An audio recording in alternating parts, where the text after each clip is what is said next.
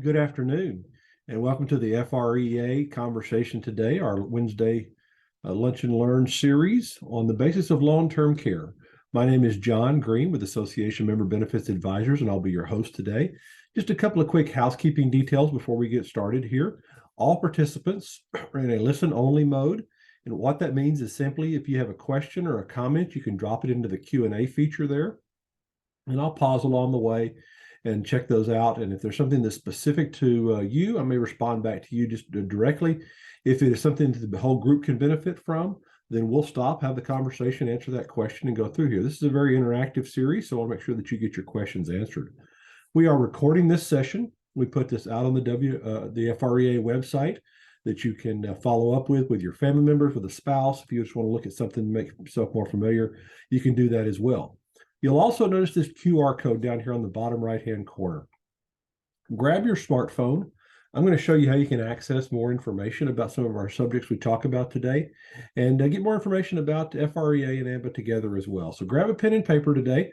We're going to walk through quite a few different things, but just give you a basic overview of long-term care. But before we do that, just want to do a couple of quick reminders for you.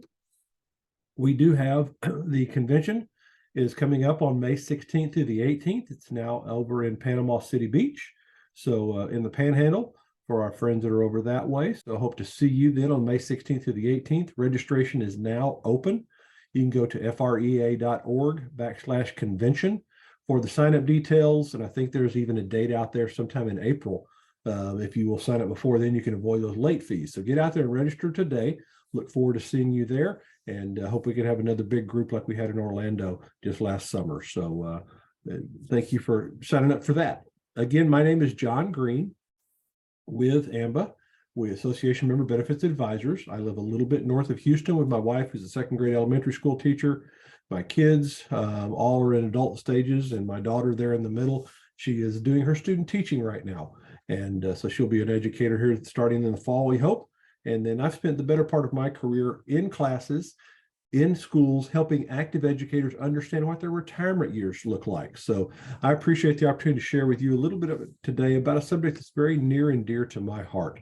But before we do that, I just want to quickly remind you, especially that being legislative session season coming up, that FREA is there to be a big watchdog for your pension. What you worked for all your life to make sure you've got that and you can't lose that, or maybe hopefully it grows, things like that as well.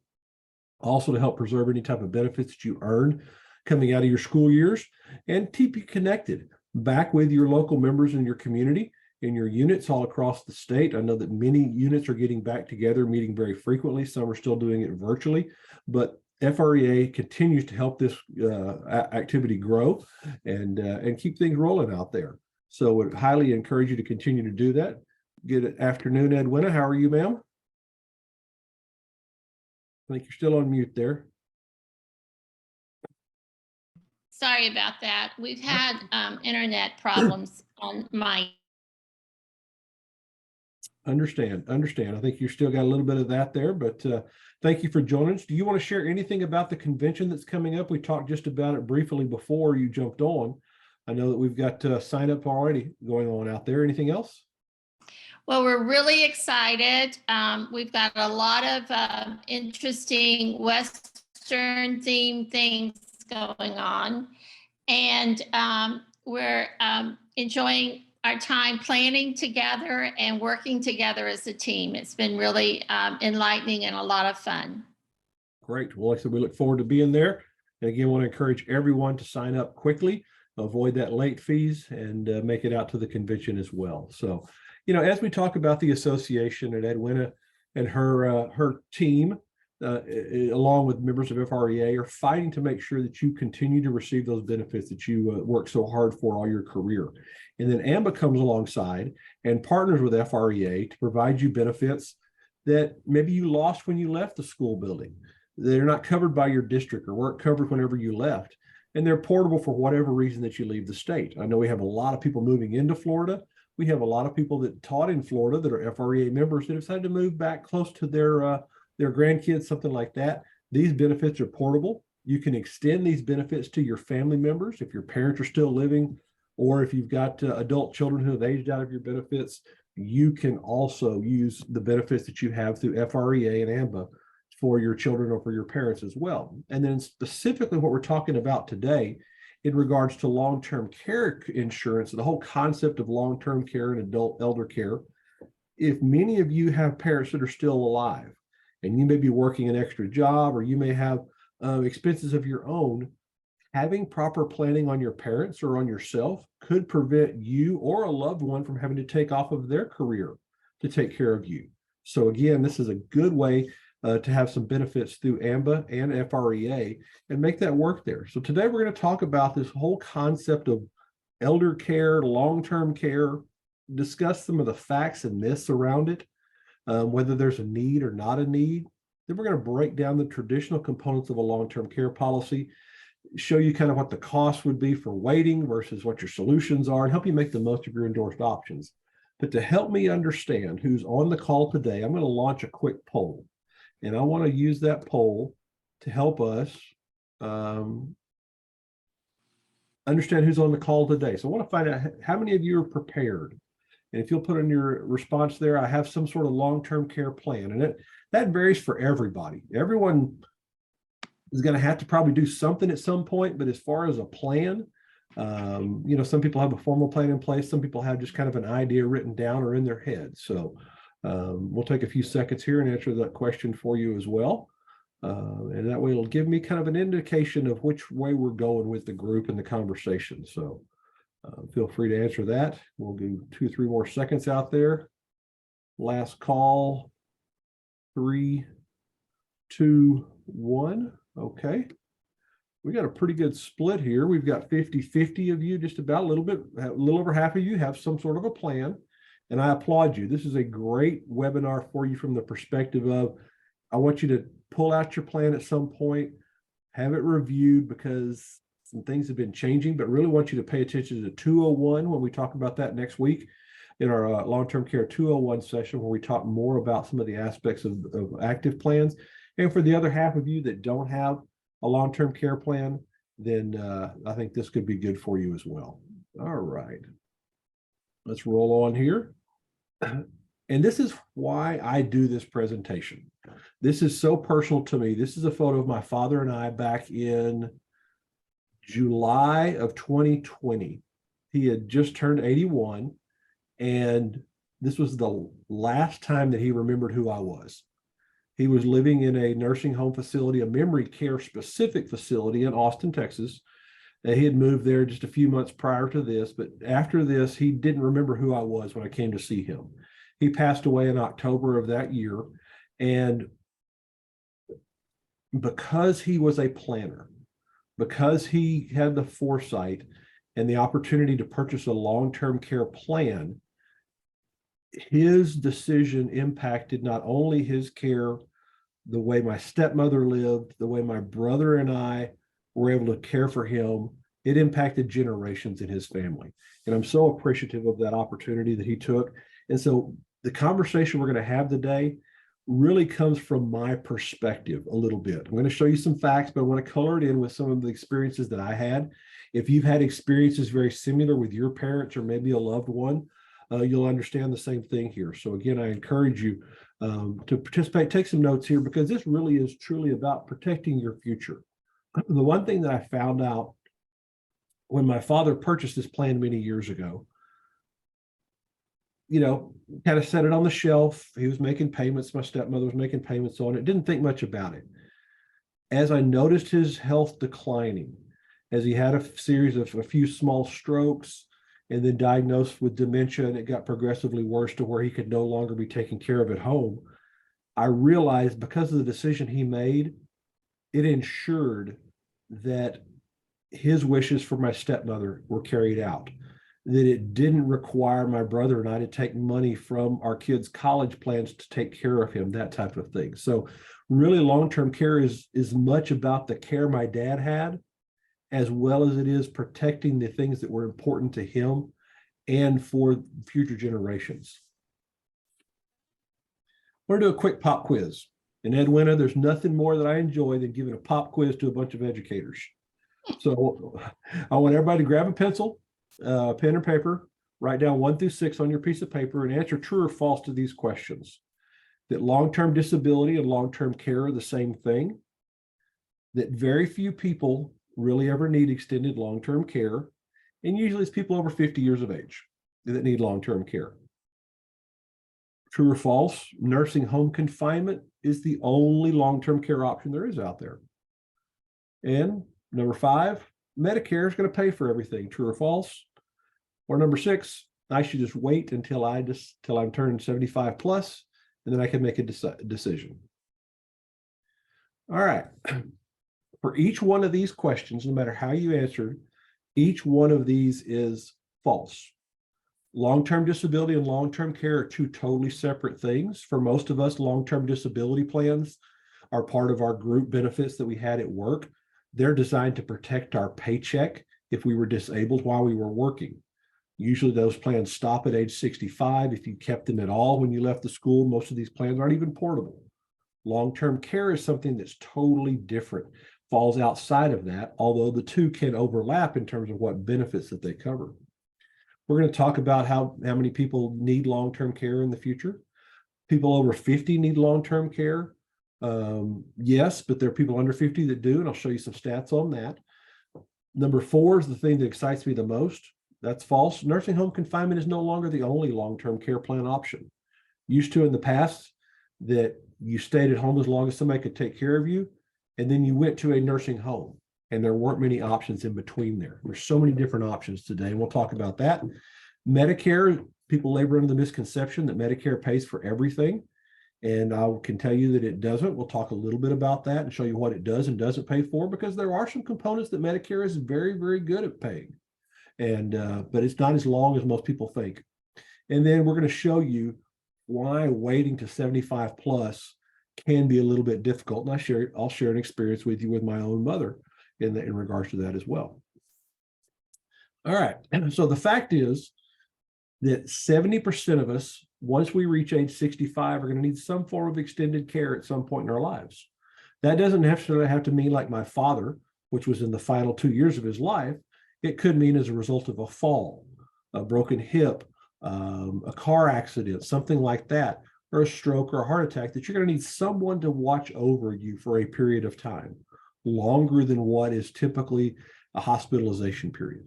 So the number of us that are going to need it is pretty large. So we need to prepare for that. We need to have a plan there. So I want to address a typical long-term care policy.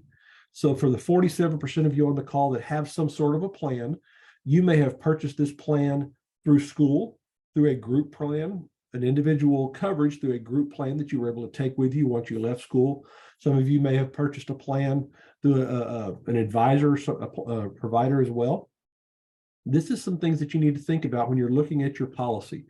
And this is the traditional type of plan. Now you think about this, let's kind of put it in the form of a good hamburger. You know, a hamburger without buns is really just, you know, ground meat, is you know, some type of ground steak or something like that. So when you have a long-term care policy and it's triggered, meaning that you go on claim and you have benefits, at that point, what triggers you to receive benefits are when you lose what's called an activity of daily living, something like bathing, toileting, dressing, feeding yourself, being able to go to the restroom, or transferring, you know, moving out of a bed into a chair, from a chair to the bathtub, things like that. If you lose, most policies say you have to lose at least 2, some say 3 activities of daily living. Your doctor certifies that. Then once you lose those activities of daily living, your benefits start in a long-term care plan. Now, you could also have, in the case of my father, he did not lose any of those activities of daily living, but he had a cognitive impairment, like dementia is what he had, or Alzheimer's. So to trigger a policy, to trigger a long-term care plan, you either have to lose activities of daily living or have a cognitive impairment, and then you start to receive your benefits. And most of the benefits are paid either in 2 different forms. One, a daily benefit amount. It could be $100 a day, $200 a day, $300 a day, whatever that number is, or it could be a pool of money. And that pool of money could say you have X number of $100,000 for your care. So that amount is what is the basis of your long-term care policy. Once your plan is triggered, Then you have a daily benefit amount or a pool of money. And then you have a length of coverage. If you have a daily benefit amount, say $300 a day, that $300 a day is paid for, and the policy will say 3 years, 5 years, 10 years, or lifetime of the beneficiary. And so it'll pay like clockwork every day. They'll send you a monthly check, but it'll pay until that time period runs out. The pool of money, on the other hand, says you have this pool of money. If you need to use it, you've got coverage for as long as you need it, as long as that money stays in force. Once that money runs out, coverage runs out. So there's 2 different options out there. We're going to come back in long-term care 201 next week and talk a little bit more in depth, which is one better than the other. I'm agnostic on it. My father's plan was a daily benefit amount, and they simply just cut a check every month directly to the nursing home provider and took care of it. So it was really nice. He didn't have any time to worry about, no time frame or anything like that. Then you start to add into your policy as you build your long-term care insurance plan, an elimination period. And all of you living in Florida, you're very familiar with hurricane deductibles. You know that it's a separate deductible that goes on top of your homeowner's insurance, that if a storm comes through, named hurricane, you have to pay an additional amount of money out of your pocket before the repairs start.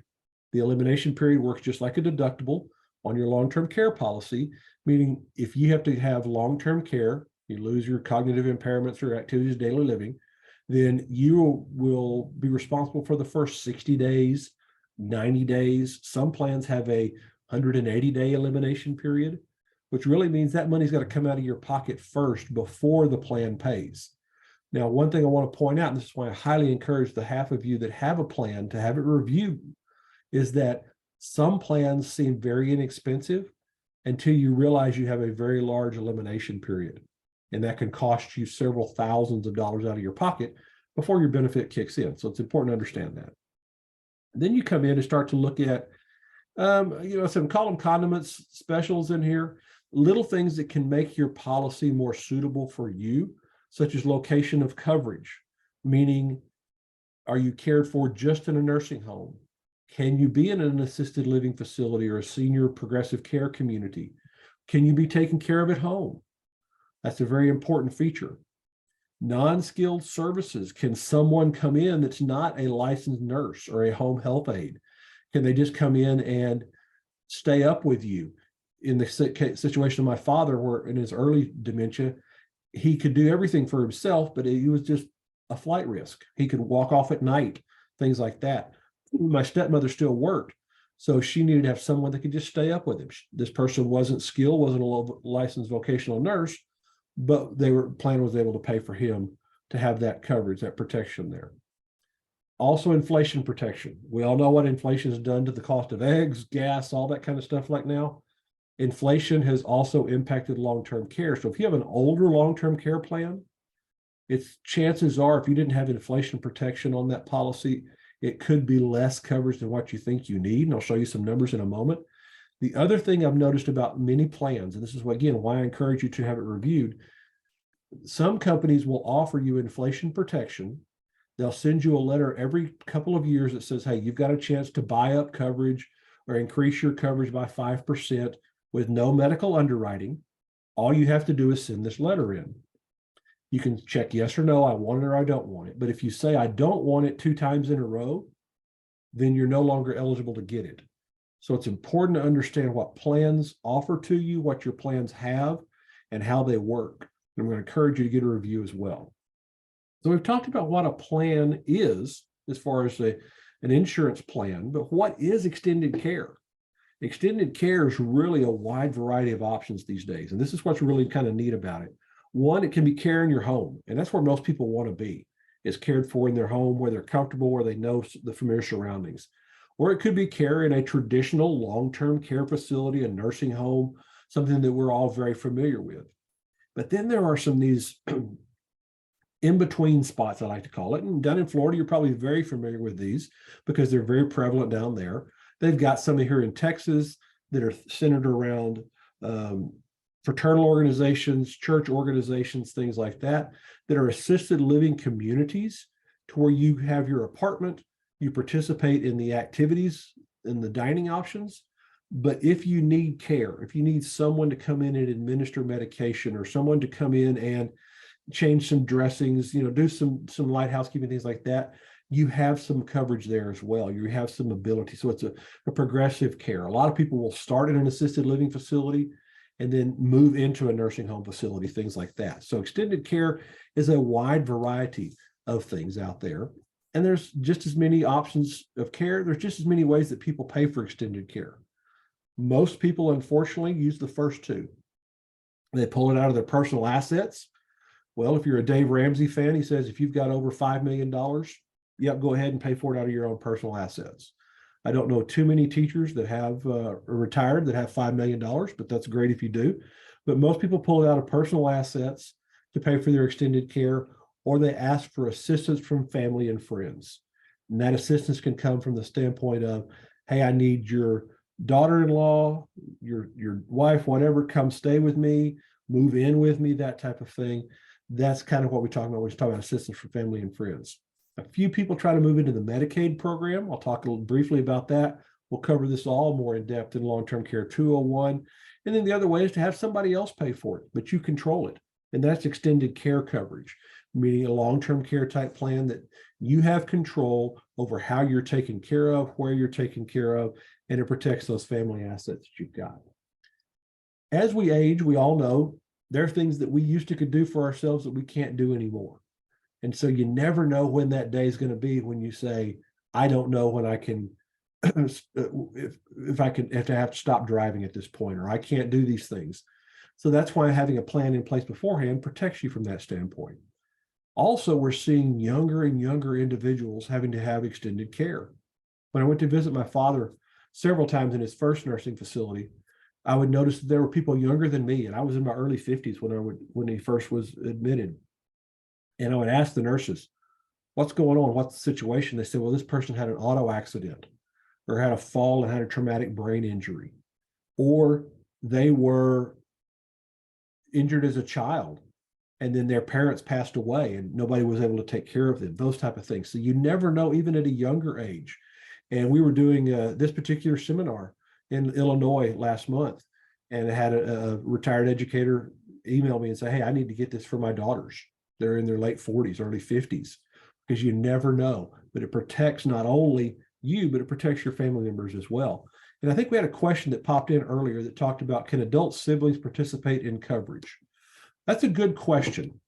Usually most plans are set up to be husband and wife, but some long-term care plans do allow two members in a household, even if they're siblings, to be considered on a plan.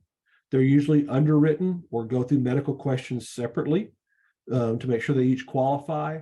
But because some of the benefits may overlap, or it may be a pool of money for both people, sometimes they will allow that. So each situation varies, different companies vary, but that's a real good question. But especially in that situation, because we do, as we get older, we sometimes find two sisters living together, things like that. Yes, some plans do offer that. Not every plan, so I encourage you to shop around. I'll show you the QR code as well. But again, that's the nice thing about long-term care.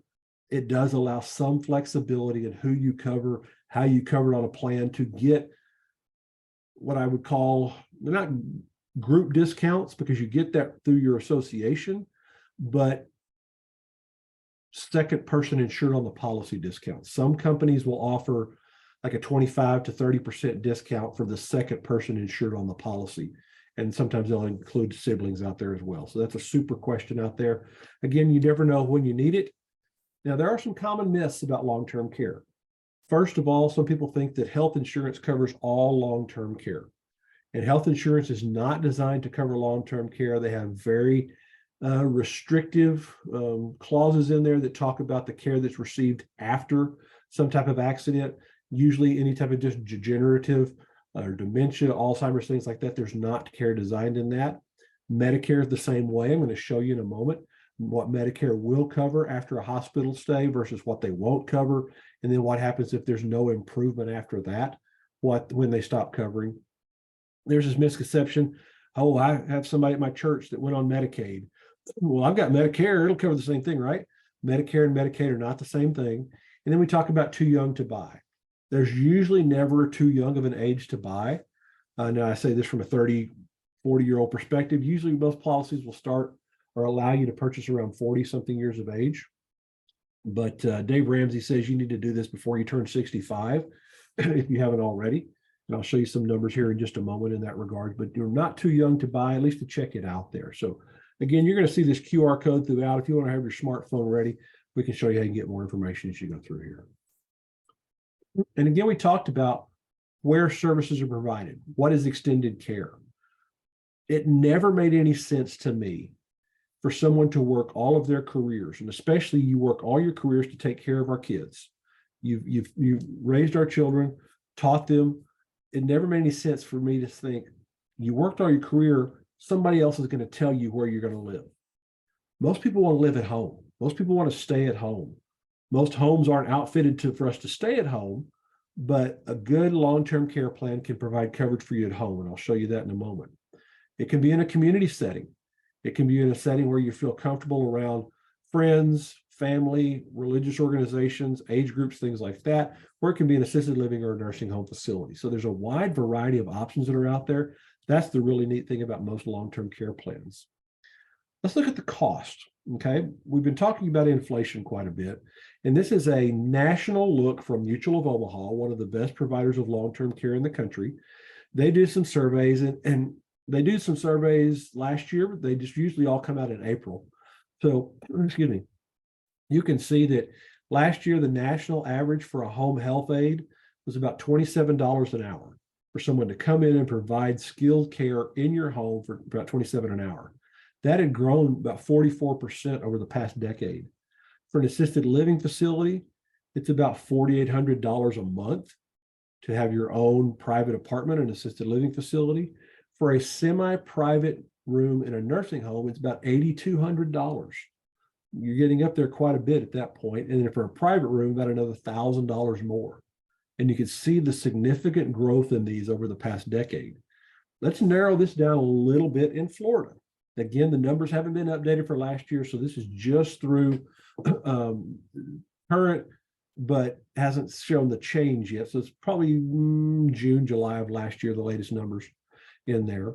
You see down in Miami, Tampa, and Pensacola, we've kind of gone all across the board there. In Miami, costs are up quite a bit, 14% over December of 21, about $4,300 a month for a home health aide to come out to the house. Tampa, a little bit more, $4,862. Pensacola, a little bit, well, $4,700 out there. So again, you see rises across the board there. Assisted living facilities, Tampa's pretty inexpensive. Don't know why that is. Might be a large volume of facilities out there, but you see the numbers across the board. And then you get into nursing homes. And the cost here surprises me. You go outside of the state of Florida, anywhere in the South, it's quite a bit less. You come to Texas, it's quite a bit less unless you stay away from some of the major metropolitan areas. But the Florida costs are very similar to what I see in the upper Midwest and in the Northeast. And it simply just may be a sheer demand situation, that there's more people who want this. You see in Miami about $90,000 a month for a semi-private room, about $11,000 a month for a private room. You see in Tampa, those costs have gone down. So again, I don't know if more capacity has come online, what the situation is in that regards, but you see it's a little less expensive there, and then even a little less expensive over in Pensacola. So this kind of gives you an idea that if I did need to have care, what's it going to cost me? And now where I sit down with many retired educators, I look them in the eye and says, does your pension cover this amount? And Winnie, you can shake your head yes or no. In Florida, I don't think most retired teachers' pensions cover one of these. And unfortunately, we don't have the ability to call the pension board and say, hey, can you double my pension? I need to go into an assisted living facility. So from this perspective, kind of gives you an idea of what's out there. Mutual of Omaha, as I mentioned, is one of the better long-term care providers. They are the one that provides long-term care for FREA members through AMBA. They gave me some numbers last year, and they said the average person that goes on claim is 78. In my father's case, that was spot on. He started his claim when he was 78. Overwhelmingly, more women than men are long-term care users. And that's usually because the spouse in the family, the wife, she fights tooth and nail to keep her husband at home. She spends all her money, wears herself out. He passes away, and now she has to go into a long-term care facility because she can no longer take care of herself. And the top three reasons for care: dementia. Again, I experienced that with my father. Heart disease and arthritis. Arthritis kind of surprised me that was one of the major causes for needing care in that regard. So when we come in, I can talk at long-term care 201 here in a week or so. We're going to kind of break this down a little bit more and show you some length of time that people stay in a nursing home facility versus needing care, things of that nature. So it'll help you make your decision a little bit more informed. We talked briefly about methods of payment, but I want to know how you think you're going to pay. Most of the time, we're going to rely on our savings. And those funds may not be available when we need them because they could be tied up into intangible assets like land or a house or something like that.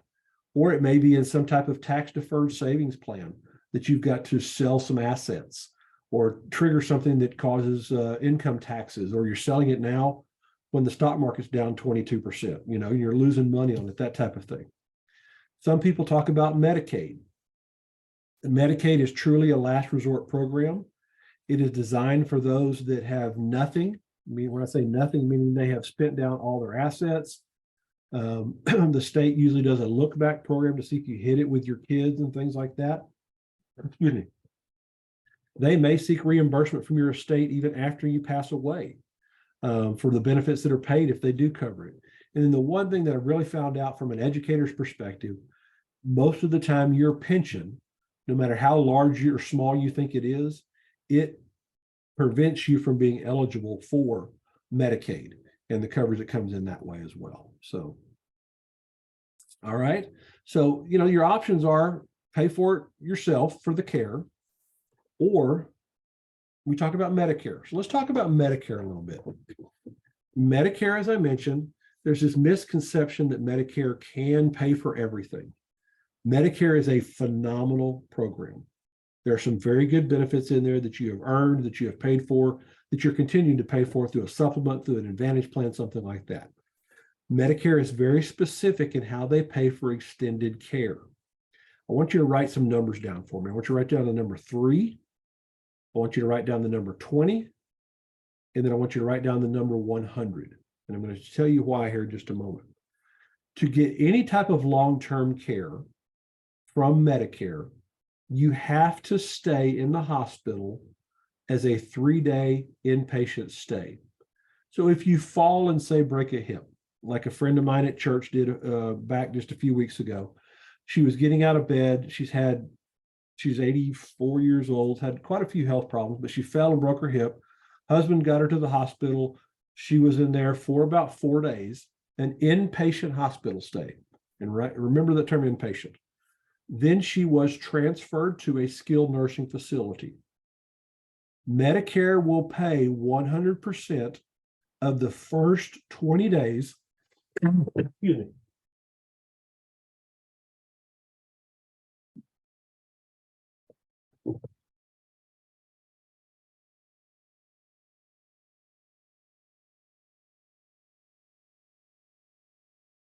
Excuse me.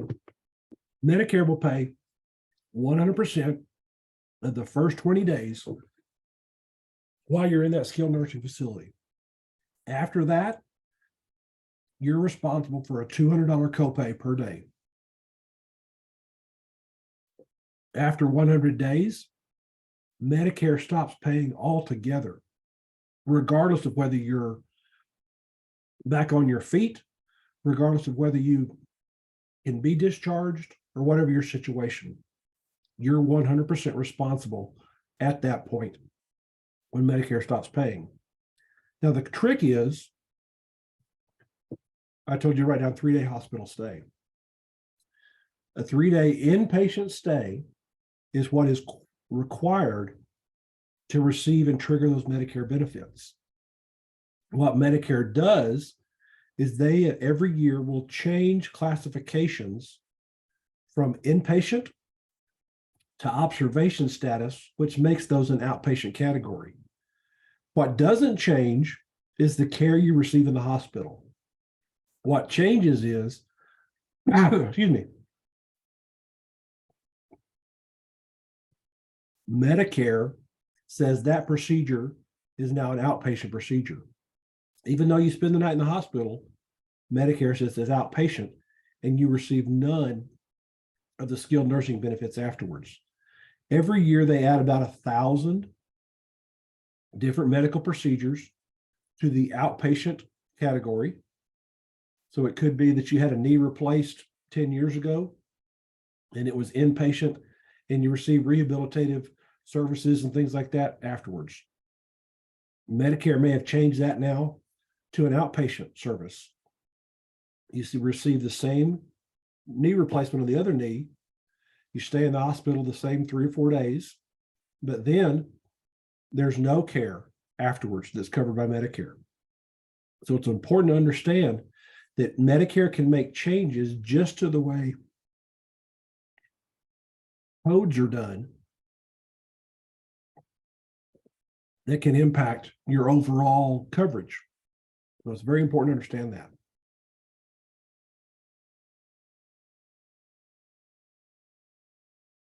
Excuse me.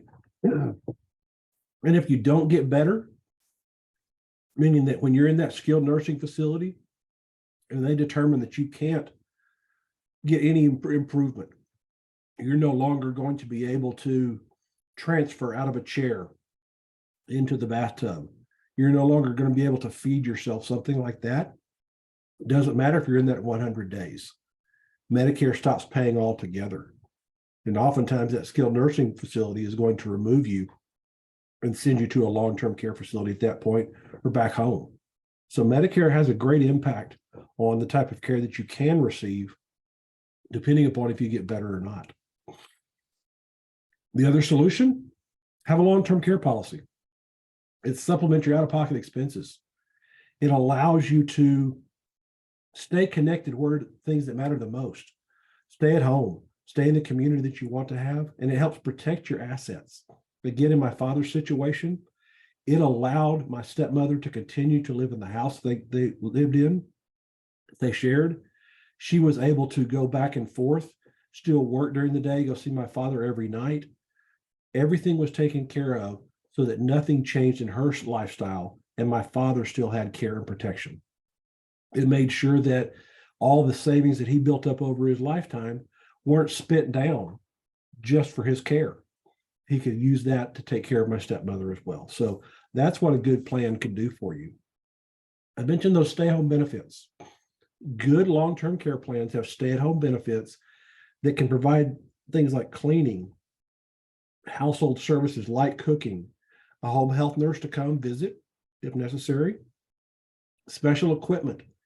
If all it means is staying at home is to get an adjustable bed and maybe raise or lower some of the kitchen appliances, wouldn't we all want to stay at home as opposed to going somewhere else? Those modifications to your home, widening doors, putting pull bars up in bathtubs, things like that, maybe a ramp to the house. Those are all modifications that a good plan can provide for you. You have the choice of benefits with a good long-term care plan. You can get cash, meaning that the minute you go on claim, there's no elimination period. Money just comes to you. You can use it for, whatever cost you want. They can pay for all your expenses.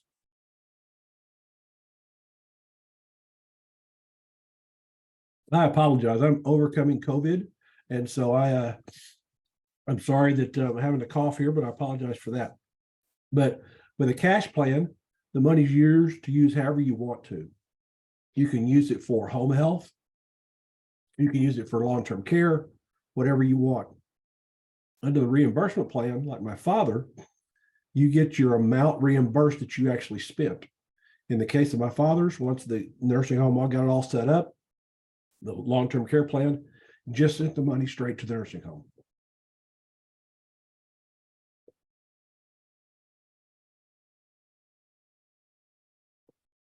But I would not encourage someone to wait, especially if you don't have a plan, because the longer we wait, the more likely it is to decline a policy, because this is a health-driven plan, because it's based on age, based on family history.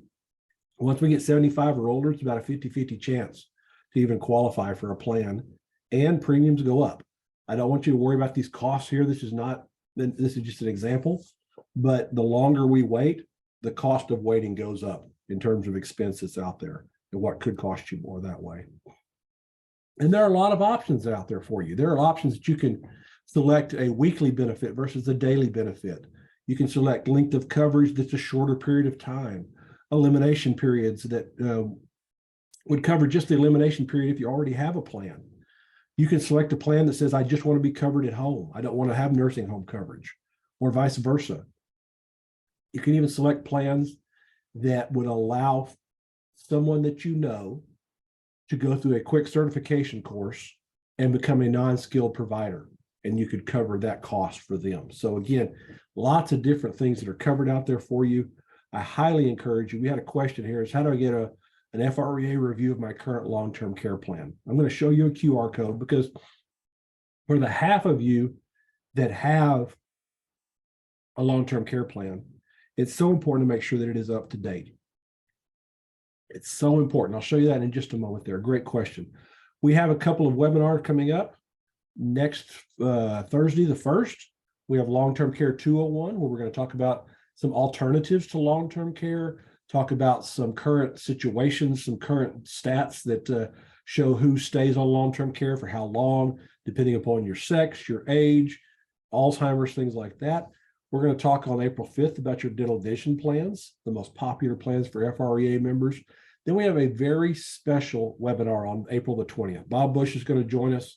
I know he's been at some of your conventions in the past. He's going to talk about, from AARP, Fraud Watch, how to avoid senior scams. And if you're like my mom, she gets something on email, something on the phone, at least once a week that's a scam. So we're going to walk you through ways to prevent those things, ways to look out for them. That is in the morning, 9 o'clock Central, 10 a.m. Eastern time. We're going to come back on May 3rd, talk about the basics of Medicare. And then in early June, we're going to talk about how to protect your nest egg, what you've built up all your life, how to protect that and make sure that it's not at the whim of stock markets or medical emergencies and things like that. So please, please, please tell your friends about this. Don't forget also, you have a free discount program. It is called the Passport Program. It is free to all FREA members. There are so many deals out there right now. GNC has a big hot deal program going on. If you've got pets, lots of pet food programs that are out there, steep discounts. It's tax time, unfortunately. You can save money there.